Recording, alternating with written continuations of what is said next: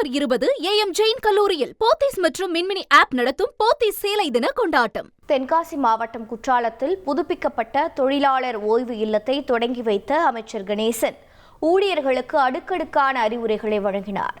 குற்றாலத்தில் அமைந்துள்ள திருவிக்க தொழிலாளர் ஓய்வு இல்லம் ரூபாய் 1,82,00,000 மதிப்பீட்டில் புதுப்பிக்கப்பட்டு அதன் திறப்பு விழா நடந்தது.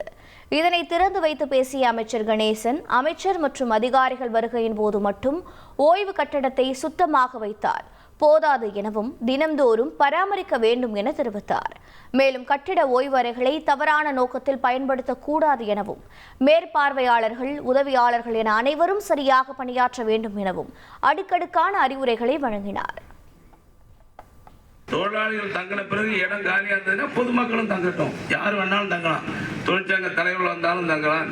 இன்னும் என்ன வசதிகள் தேவையோ அவையெல்லாம் அமைச்சர் திறந்த இன்னைக்கு மட்டும் நல்லா இருக்கக்கூடாது, இது தினந்தோறும் பராமரிக்கப்பட வேண்டும்.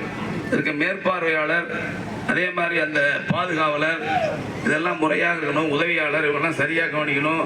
டிசம்பர் 20 AM ஜெயின் கல்லூரியில் போத்தீஸ் மற்றும் மின்மினி ஆப் நடத்தும் போத்தீஸ் சேலை தின கொண்டாட்டம்.